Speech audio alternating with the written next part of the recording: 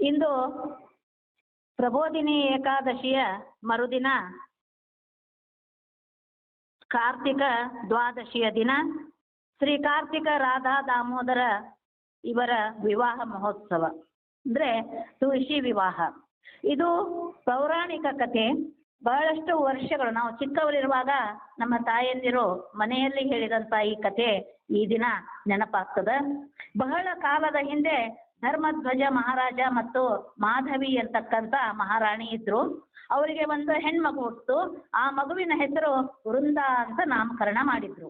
ವೃಂದ ಹಿಂದಿನ ಜನ್ಮದೊಳಗ ರಾಧೆಯಿಂದ ಶಾಪಗ್ರಸ್ತಳಾದಂಥ ಗೋಪಿಕಾ ಸ್ತ್ರೀಯಳಾಗಿದ್ಲು. ಆದರೆ ಕೃಷ್ಣನ ಮೇಲೆ ಅತೀವ ಪ್ರೀತಿ ಭಕ್ತಿ ಇತ್ತು ಅವಳಿಗೆ. ಅದಕ್ಕಾಗಿ ತಂದೆ ತಾಯಿಯ ಅಪ್ಪಣೆಯನ್ನ ಪಡೆದು ಬದರೀವನಕ್ಕೆ ಹೋಗಿ ತಪಸ್ಸನ್ನ ಮಾಡ್ತಾಳ ವೃಂದ. ಮಧುರ ಸುವಾಸನ ಭರಿತವಾದಂತಹ ಬದರೀವನದಲ್ಲಿ ವೃಂದೆ ನಾರಾಯಣ ಮತ್ತು ಕೃಷ್ಣನ ಕುರಿತು ಧ್ಯಾನ ಮಾಡುತ್ತಿದ್ದಳು.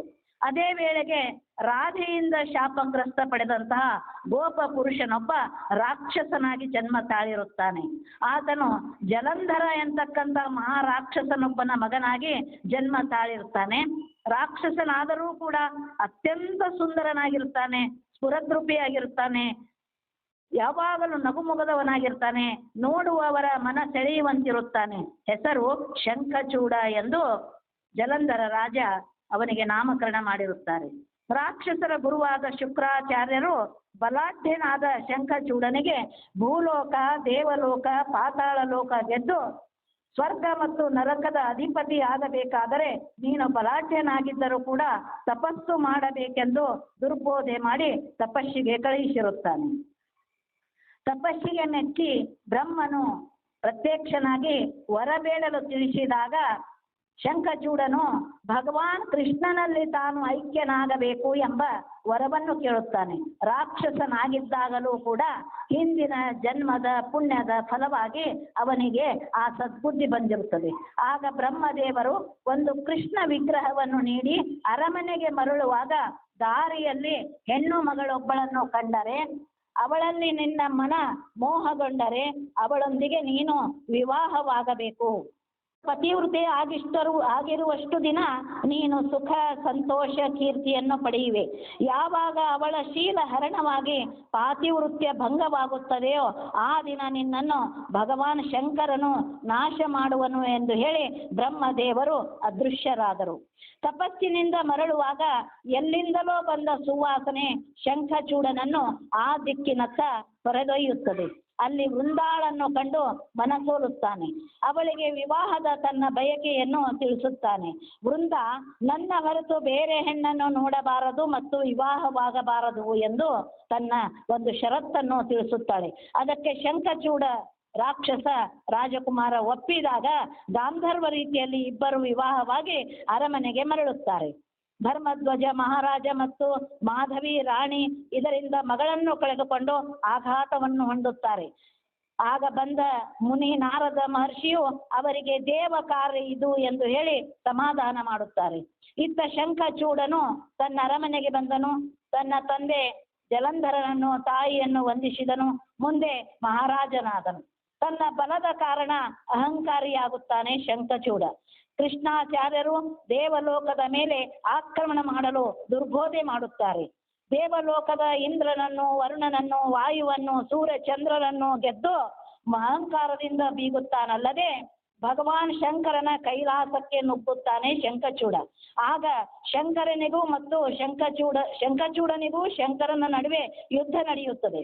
ಈತನ ಅಂತ್ಯಕ್ಕಾಗಿ ಕಾದಂತಹ ನಾರಾಯಣನು ಶಂಖಚೂಡನ ವೇಷವನ್ನು ಧರಿಸಿ ವೃಂದಾಳ ಬಳಿ ಬರುತ್ತಾನೆ.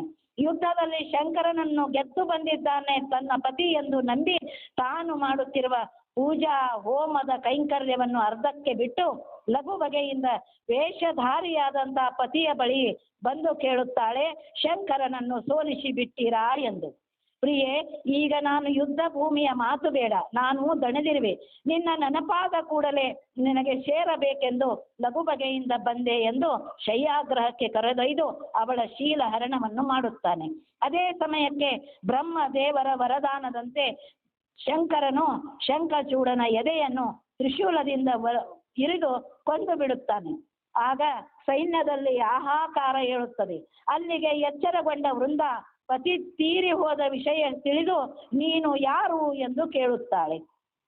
ಆಗ ಶ್ರೀಹರಿಯು ತನ್ನ ನಿಜ ರೂಪವನ್ನು ತೋರುತ್ತಾನೆ. ವೃಂದೆಯು ವಿಷ್ಣುವಿಗೆ ಆತನ ಭಕ್ತೆಯಾಗಿದ್ದರೂ ಕೂಡ ನೀನು ಕಲ್ಲಾಗಿ ಹೋಗು ಎಂದು ಶಾಪ ಕೊಡುತ್ತಾಳೆ. ಮತ್ತು ತನ್ನ ಇಷ್ಟ ದೇವರಿಗೆ ಶಾಪ ಕೊಟ್ಟದ್ದಕ್ಕಾಗಿ ಮರುಗುತ್ತಾಳೆ, ಪಶ್ಚಾತ್ತಾಪ ಪಡುತ್ತಾಳೆ, ಕಣ್ಣೀರು ಹಾಕುತ್ತಾಳೆ. ಆಗ ವಿಷ್ಣು ದೇವರು, ಪಶ್ಚಾತ್ತಾಪ ಪಡಬೇಡ, ನಿನ್ನ ಶಾಪದಂತೆ ನಾನು ಶಾಲಿಗ್ರಾಮ ಕಲ್ಲಾಗಿ ಇರುತ್ತೇನೆ. ನೀನು ಗಂಡಕಿ ನದಿಯಾಗೋ, ಅದರಲ್ಲಿ ನಾನು ಕಲ್ಲಾಗಿ ಇರುತ್ತೇನೆ. ಹಾಗೂ ನಿನ್ನ ಕೇಶಗಳು ವೃಕ್ಷವಾಗಲಿ, ಅದು ತುಳಸಿ ಸಸಿಯಾಗಿ ಬೆಳೆದು ಪ್ರಸಿದ್ಧಿ ಪಡೆಯಲಿ. ಯಾರು ತುಳಸಿಯನ್ನು ನಿತ್ಯ ಪೂಜೆ ಮಾಡುವರೋ, ತುಳಸಿಯನ್ನು ನನಗೆ ಪತ್ರಿಯಾಗಿ ಏರಿಸುವರೋ, ಹಾಗೂ ಕಾರ್ತಿಕ ಮಾಸದ ದ್ವಾದಶಿಯಂದು ಯಾರು ನನ್ನೊಂದಿಗೆ ನಿನ್ನ ವಿವಾಹವನ್ನು ಮಾಡುವರೋ, ಕಾರ್ತಿಕ ದಾಮೋದರ ವಿವಾಹ ಮಹೋತ್ಸವ ಎಂದು ನಮ್ಮಿಬ್ಬರ ವಿವಾಹ ಮಾಡುತ್ತಾರೋ ಅವರ ಮನೆಯಲ್ಲಿ ಸುಖ ಸಂಪತ್ತು ಶಾಂತಿ ನೆಲೆಗೊಳ್ಳಲಿ ಎಂದು ಆಶೀರ್ವಾದ ಮಾಡಿ ವಿಷ್ಣು ಭಗವಾನನು ಅಲ್ಲಿಂದ ಅಂತರ್ಧಾನನಾದನು. ಅಂತೆಯೇ ಅಂದಿನಿಂದ ಈವರೆಗೆ ತುಳಸಿ ಮಾತೆಯನ್ನು ನಿತ್ಯ ಪೂಜಿಸುತ್ತೇವೆ. ತುಳಸಿ ದಳವನ್ನು ದೇವರಿಗೆ ಏರಿಸುತ್ತೇವೆ. ಪತ್ನಿಯ ರೂಪದಲ್ಲಿ ತುಳಸಿಯನ್ನು ಮಾತೆ ಎಂದು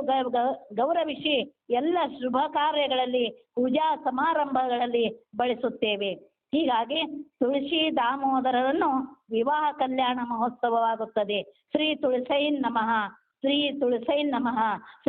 ಕಾರ್ತಿಕ ರಾಧಾ ದಾಮೋದರ ಮಹಾರಾಜ್ ಕಿ ಜೈ. ಶ್ರೀ ಕಾರ್ತಿಕ ರಾಧಾ ದಾಮೋದರ ಕಿ.